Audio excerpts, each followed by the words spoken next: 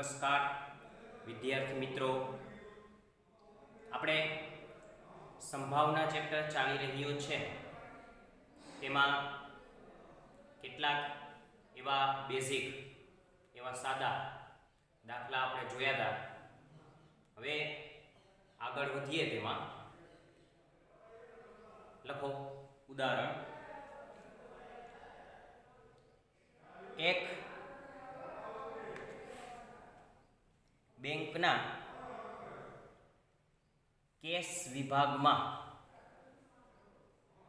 7 કર્મચારીઓ છે. એક બેંકમાં કેશ વિભાગમાં 7 કર્મચારીઓ છે, જે પૈકી 2 ઓફિસર, 3 ક્લાર્ક અને 2 પટ્ટાવાળા છે. લખજો રકમ બરાબર.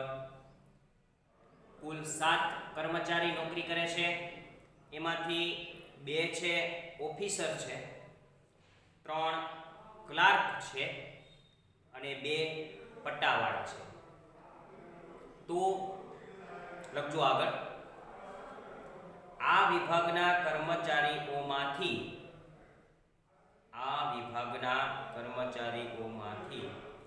2 કર્મચારી પસંદ કરવામાં આવે તો પેલું બંને પટ્ટાવાળા હોય.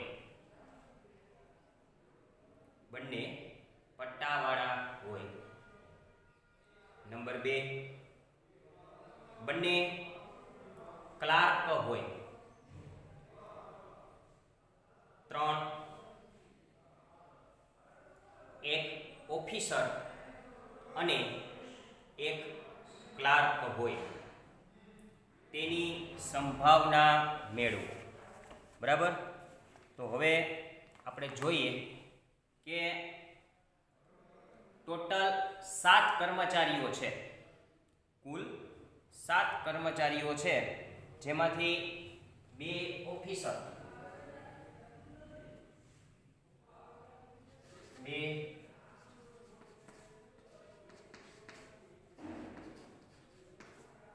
2 ઓફિસર છે, 3 ક્લાર્ક છે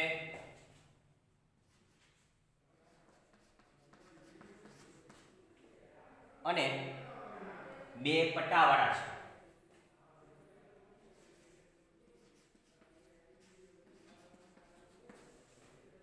2 ને 3 5 ને 2 7.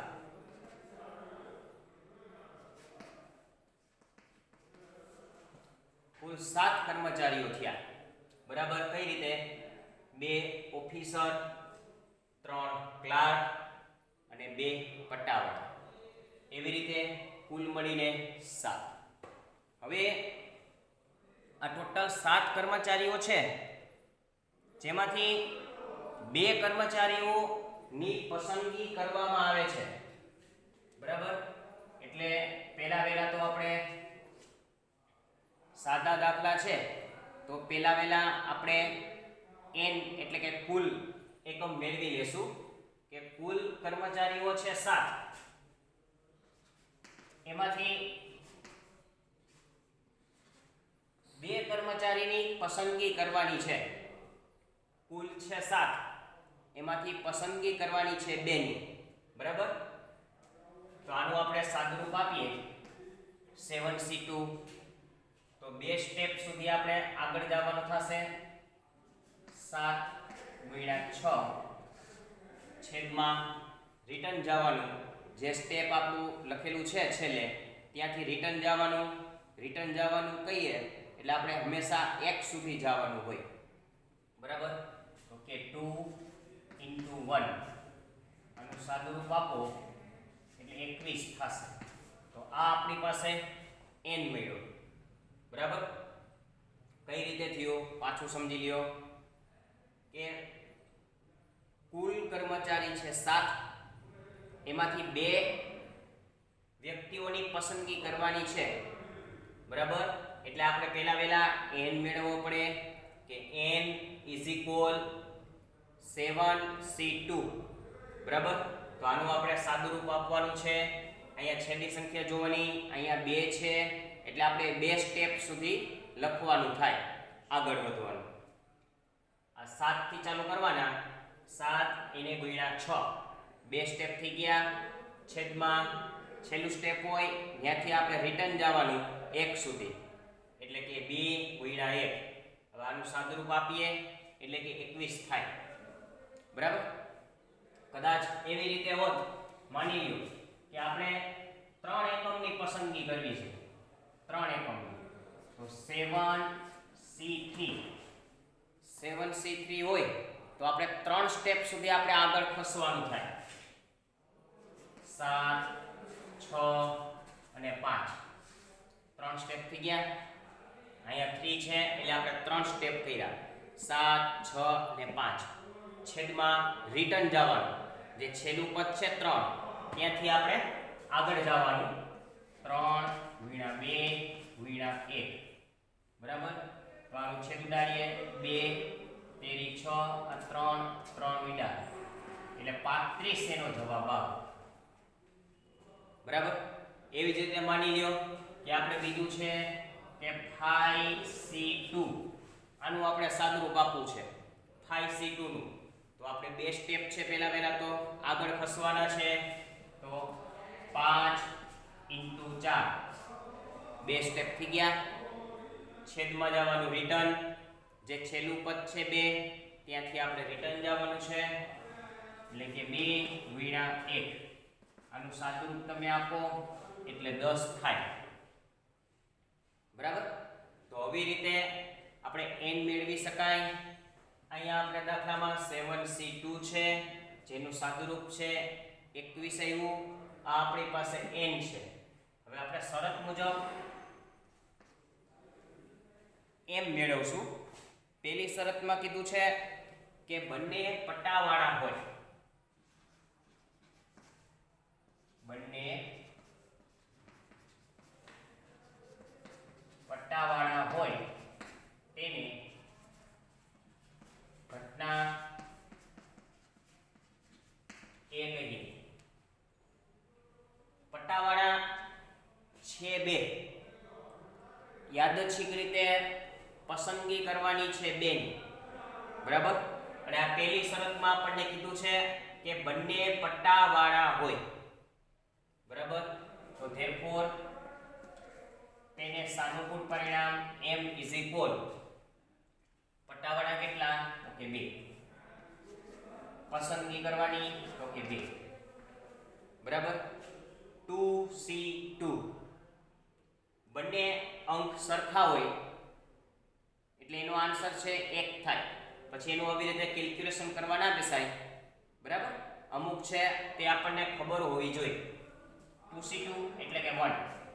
હવે આનું આપણે સૂત્ર મૂકી દઈએ કે p of a = m / n, એટલે કે 1/21. આમ નામ રાખીએ.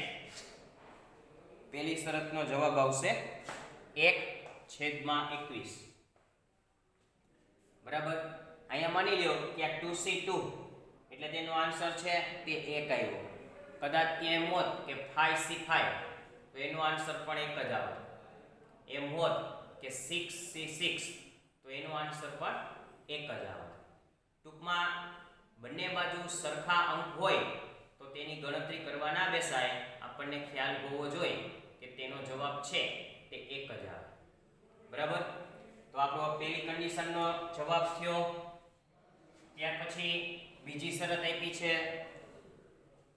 કે બંને ક્લાર્ક હોય, તો એને આપણે બી ધારી લઈ. બંને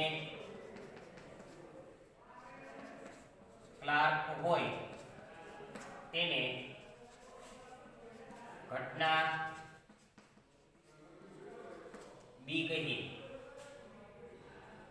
therefore તેને સાનુકૂળ પરિણામ એટલે કે m. હવે આપણે કેવા લેવાના છે તો કે બંને છે તે ક્લાર્ક લેવાના છે. ક્લાર્ક છે કેટલા? તો કે 3. લેવાના કેટલા? તો કે 2. 3C2 એનું તમે સાદુરૂપ આપો એટલે 3 થશે.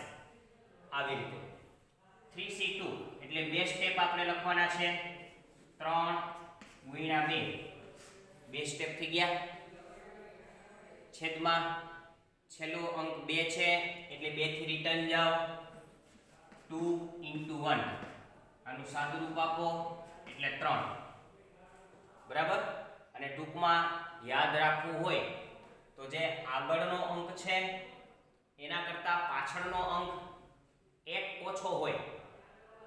આગળના અંક કરતા પાછળનો અંક 1 ઓછો હોય તો જવાબ છે તે આગળ ન જ આવે.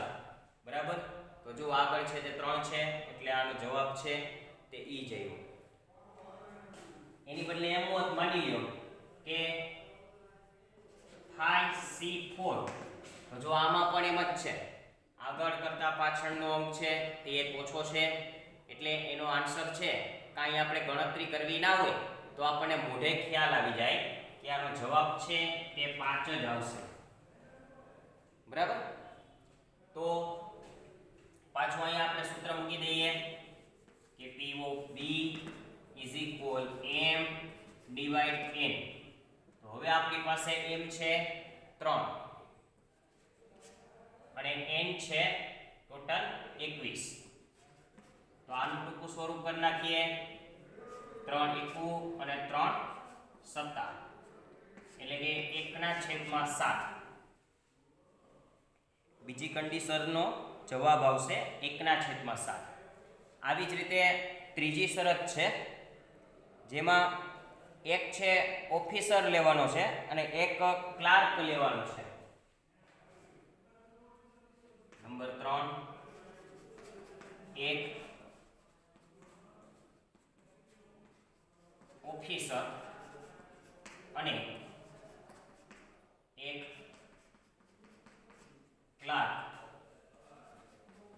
આવે તેની ઘટના C કહીએ. બરાબર.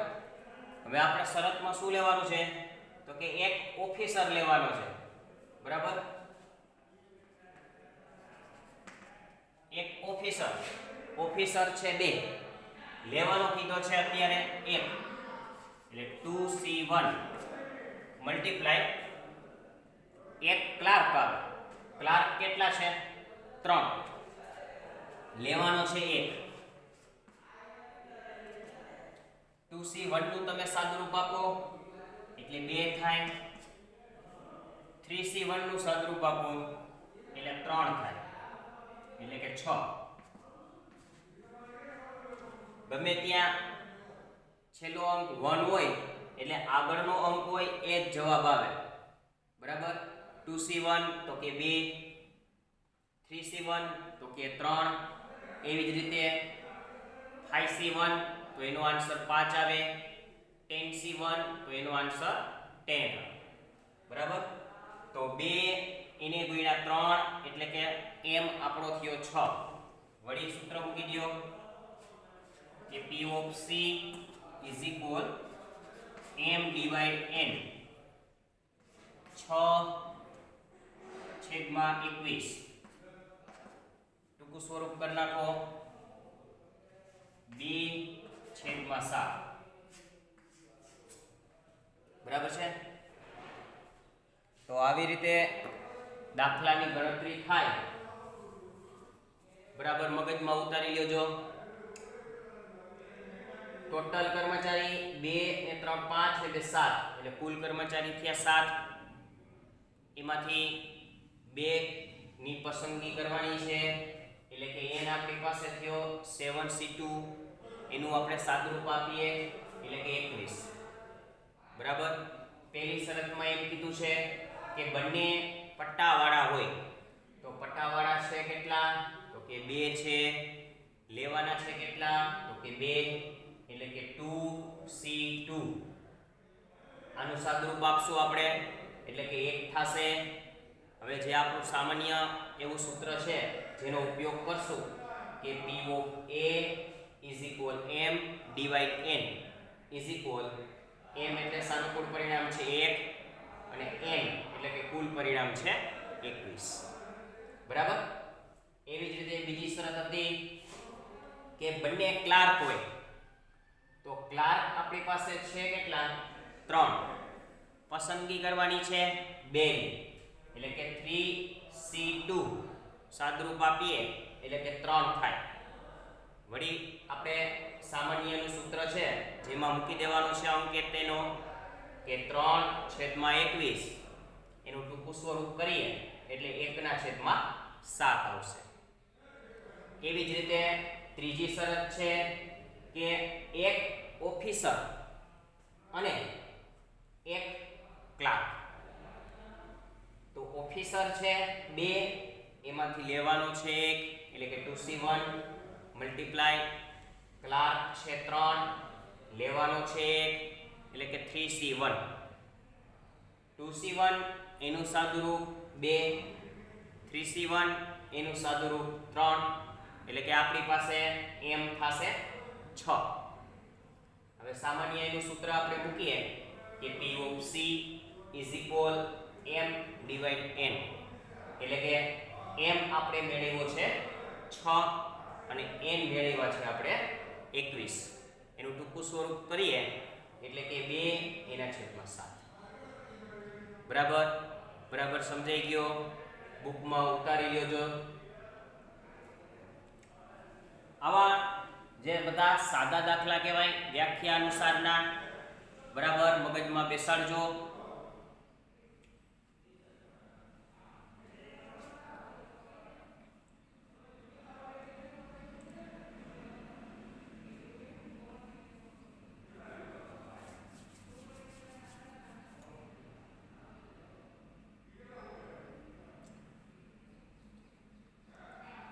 આગળ વધીએ. આવો જ દાખલો થોડોક વિશેષ લખો રકમ. એક બોક્સમાં કુલ 20 એકમો છે જેમાં 10% એકમ ખામી વાળા છે. 10% એકમ ખામી વાળા છે. આ બોક્સમાંથી યાદચ્છિક રીતે 3 એકમની પસંદગી કરવામાં આવે. યાદચ્છિક રીતે 3 એકમની પસંદગી કરવામાં આવે તો પેલું 2 એકમ પટ્ટાવાળા હોય. 2 એકમ ખામીવાળા હોય. 2 એકમ ખામીવાળા હોય. નંબર 2 એકમ ખામી રહિત હોય એટલે કે ખામી વિનાના. 3 એકમ ખામી રહિત હોવાની સંભાવના મેળવવાની છે. બરાબર, તો જોઈએ આપણે.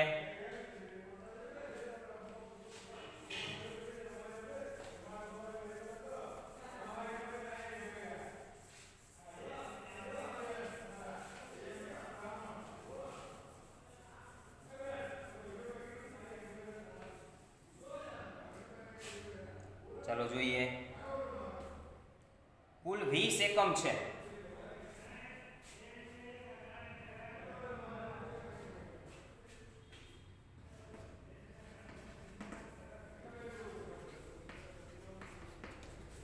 કુલ 20 એકમ.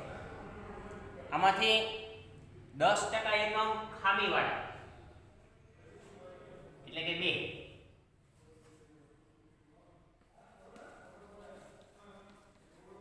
ખામીવાળા બરાબર.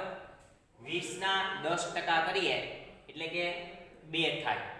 તો 10% એકમ ખામીવાળા કુલ એકમ છે 20, એમાંથી ખામીવાળા 2, તો ખામી વગરના કેટલા હોય? તો કે 18 ખામી વગરના, એટલે કે કુલ એકમ થયા 20. બરાબર. હવે શું કહે છે કે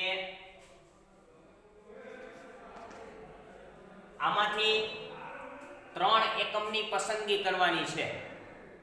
બરાબર. યાદચ્છિક રીતે 3 એકમની પસંદગી કરવાની છે. તો કુલ એકમ છે આપણી પાસે 20, એમાંથી 3 એકમની પસંદગી કરવાની, એટલે કે 20C3. બરાબર. તો અહીંયા આપણે 3 સ્ટેપ આગળ જવાનું થશે. 20 એને ગુણ્યા 19 એને ગુણ્યા 18 છેદમાં 3 ગુણ્યા 2 ગુણ્યા 1. ચાલો આનું આપણે સાદુરૂપ આપશું. 20 ગુણ્યા 19 ગુણ્યા 18, 20 ગુણ્યા 19 ગુણ્યા 18, એટલે કે 36 3 42, 36 3 42 એને ભેગા 6.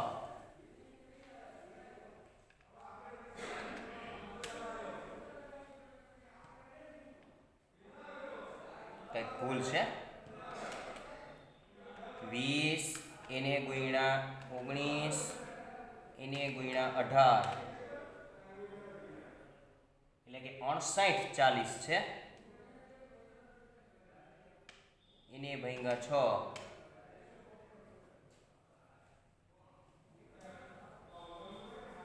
અહીં 59 40 આવશે.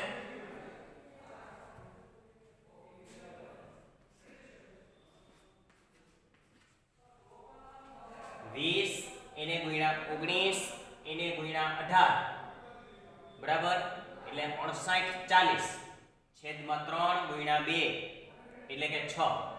હવે આ 59 40 છે, એને 6 એ ભાગો. 59 40 એને ભાગ્યા 6, એટલે એ આવશે 11 40. એટલે આપણી પાસે n 11 40 n આવ્યું. હવે આની પહેલી શરત છે 2 એકમ ખામી વાળા હોય. 2 એકમ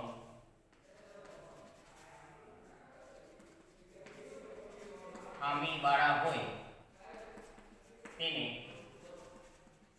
ઘટના એ કહીએ. ખામીવાળા છે કેટલા? 2 છે. 2 ખામીવાળા એકમ છે, 2 ખામીવાળા લેવાના છે 2. બરાબર. સમજો બરાબર.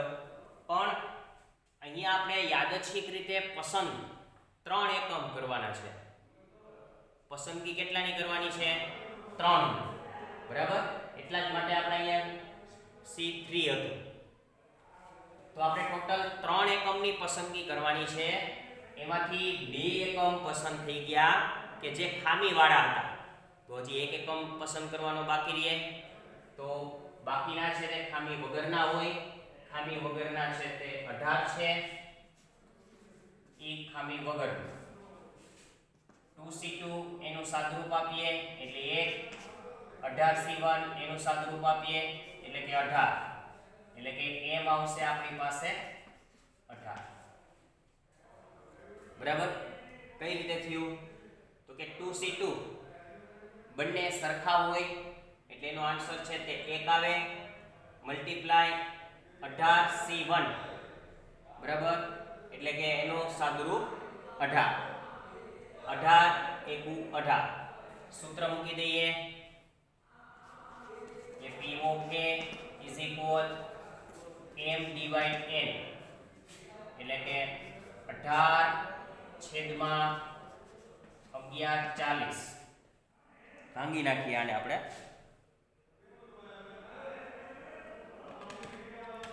18 એને ભાંગ્યા 11:40 એટલે એ આવશે 0.015. 0.015 ટૂંકું સ્વરૂપ થતું હોય ત્યાં સુધી કરીએ તો પણ ચાલે. આવી રીતે મોટો અંક હોય અને ખ્યાલ ના પડતો હોય તો કેલ્સી યુઝ કરવાની છૂટ જ છે. તો સીધું આપણે ભાગાકાર કરી નાખવાનું કે 18 એને ભાંગ્યા 11:40 એટલે કે 0.015 આવશે. બરાબર. આ લોકોનો જવાબ છે 3/190 એટલે ઈ જ થતું હશે. જોઈએ આપણે એટલે ઈ જ છે. તો પહેલી શરત પૂરી થઈ. ત્યાર પછી બીજી શરત નંબર 2. 2 એકમ ખામી રહિત હોય એટલે કે ખામી વગરના 2 એકમ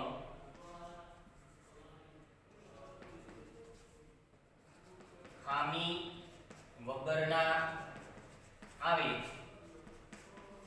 તેને ઘટના બી કહીએ. therefore m is equal 2 ખામી વગરના કેટલા છે 18.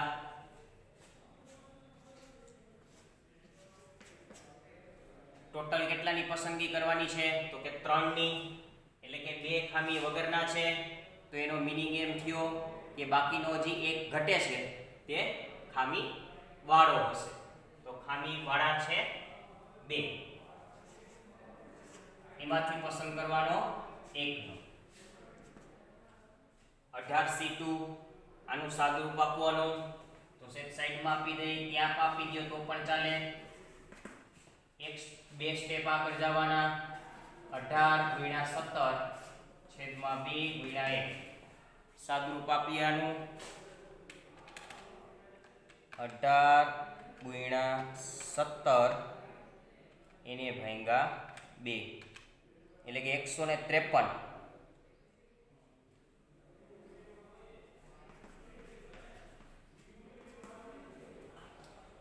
આ 18C2 એનું સાદુરૂપ આપ્યું આપણે 153 એને ગુણ્યા 2C1 એટલે કે 2. બરાબર. તો 153 એને ગુણ્યા 2 કરીએ એટલે કે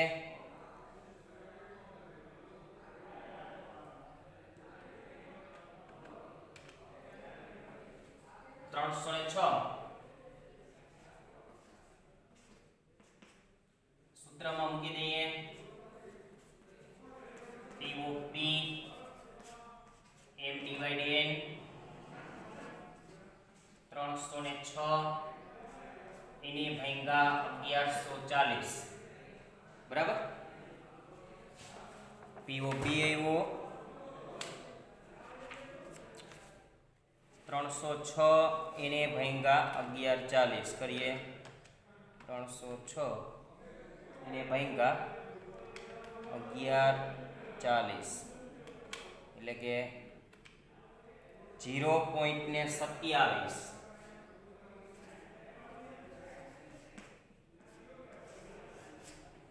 ચલો બીજી શરત છે એનો જવાબ આવશે 0.27.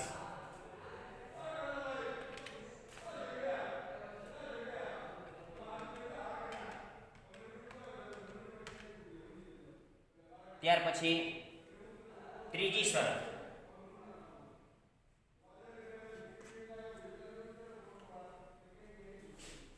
ત્રીજી શરતમાં કીધું છે કે ત્રણેય એકમ ખામી રહિત હોવાની સંભાવના.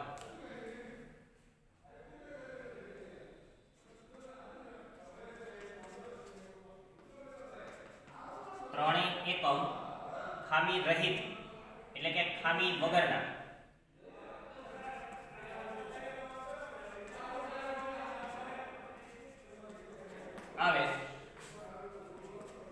એની ઘટના સી કહીએ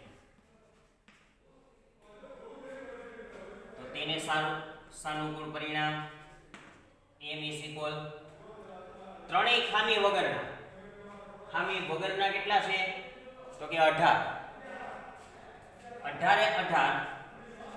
ખામી વગરના બરાબર તો 18C3 આનું સાદુરૂપ આપીએ 18 × 17 × 16 3 છે એટલે 3 સ્ટેપ 18 17 ને 16 છેદમાં રિટર્ન 3 × 2 × 1 તો આનું સાદુરૂપ 18 × 17 × 16 એને ભાગ્યા 6 એટલે કે 816 બરાબર આ m આવ્યો 816 સૂત્ર મૂકી દો p of c m divided 816 ભાગ્યા n એટલે કે 1140 આનું સાદુરૂપ આપો 816 ભાગ્યા 1140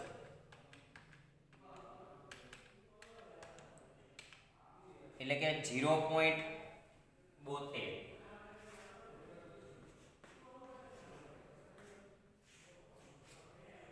બરાબર તો આવી રીતે દાખલાની ગણતરી કરવી આ બધા સાદા દાખલા કહેવાય આવા દાખલા પૂછાય તો આપણે આવી રીતે ગણતરી કરવાની થાય બરાબર એવું મગજમાં ઉતારી લેજો કે કઈ રીતે ગણતરી કરવી તો અહીંયા સુધી આપણે રાખશું આગળ પછીના લેક્ચરમાં આપણે જોશું